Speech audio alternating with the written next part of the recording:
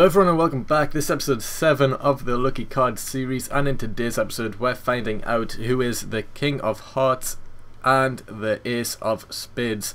Now the King of Hearts is already owned by Dodzy97 and the Ace of Spades is owned by CXDGE.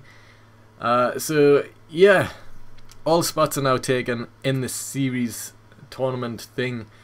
So if you wanted to enter, it's tough luck because we're out of spots, so you can't enter anymore. But yeah, let's find out who is the King of Hearts. Taz, oh, the submission machine. Well, suplex machine even, should I say. And the Ace of Spades is Batista, has already been picked, so you can't have him. Devon Dudley, okay. Pretty good picks here, both from, well, both ACW originals, both on TNA now. But yeah, I will skip to the match now. And we're back. And yes, Taz versus Devon. Both on TNA now. Taz, not so much a wrestler now, he's an announcer. Well, he has been for ages, I guess, but you know, he did used to wrestle in ECW, as did Devon. They both did. ECW originals, I guess. And yeah, as I said just a few seconds ago, all spaces are now filled, so if you are waiting for your chance to sneak in last minute, grab a spot, then you can't because there's no spaces left. I mean, the last 5 I think got picked in just a day, so pretty good really. And yeah, this should be a good tournament now. I mean, I wasn't expecting all spots to be filled. I mean, I did have, well, I've got up a car contest video that's just not getting any entries, so it's just there. I mean, I've sort of just gave up on it, and that only had like 3 entries or something. And yeah, that's been up for a few months now, and this series has only been going for like a week, and 52 people have already entered. And yeah, it's just good to see that my subscribers are actually taking part in this series and actually, well, watching my videos, so I know that they're actually there, and I have actually got some subscribers who watch my videos, which is cool, you know. And yeah, I'm actually really surprised that the spots have went so quick. I mean, I was expecting to have a few spots left by the time I got to the Royal Rumble matches, so then I would have to have random people, just, well, no one there I guess, but all spots are gone. And Taz going for a quick submission early on in the match, but Devon not having any of it. Now both Devon and Taz are good picks. I mean, Devon on this game, I think you've just seen his overall, I think it was 89 and then Taz was 92, both high overall, so they'll be hard to eliminate. I mean, it doesn't really matter how good they are in real life, it's just about, you know, their overalls really. And these two have some pretty high overalls, so I think that these two will both do pretty well in this tournament thing. And I think that if I had to pick a superstar to win, I don't know, it would be a tough one. I would probably go with RVD.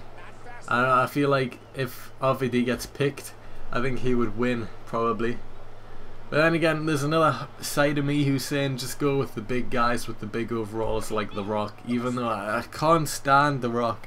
I just don't like him, and that's an unpopular opinion, but I just can't stand him. But you know, he would probably be the best pick to get out of everyone just because of his 96 overall on the game.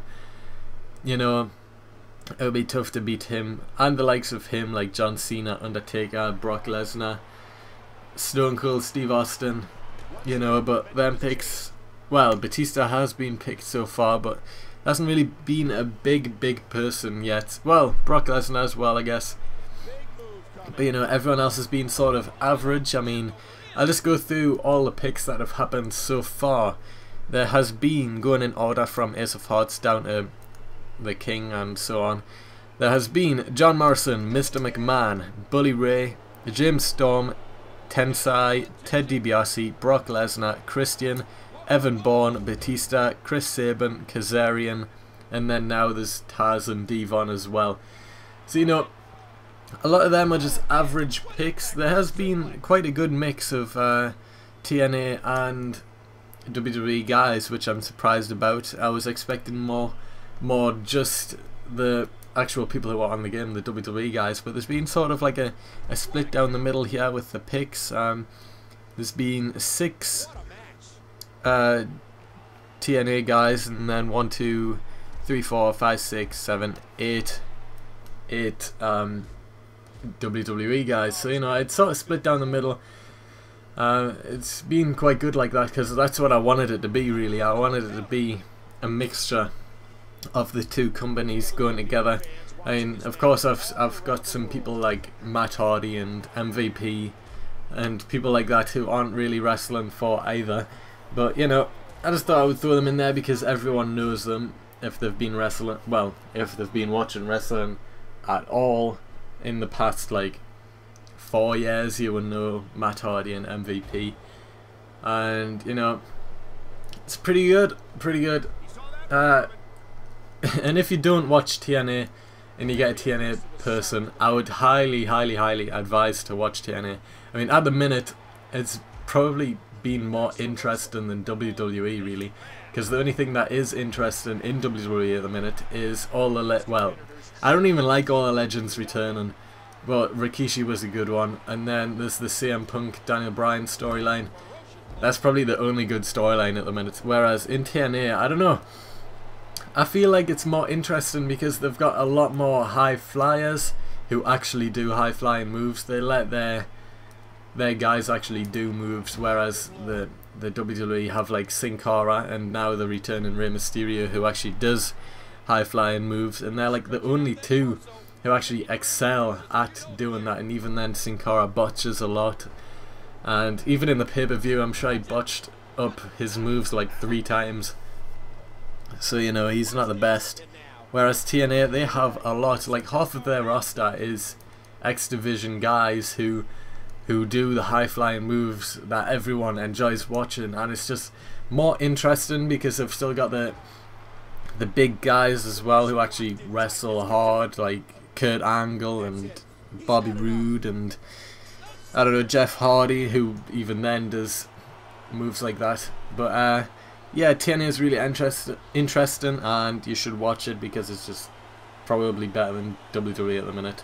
But anyway, Taz gets a submission victory. Quite surprising there. That was actually quite a short match compared to the other ones. But Taz picking up the win with a submission. If you enjoyed this episode, give it a thumbs up. Subscribe if you haven't already to check out when your card gets thrown out there. Next episode will be the 2 and 3 of Spades, and yeah, other than that, I will see you next time.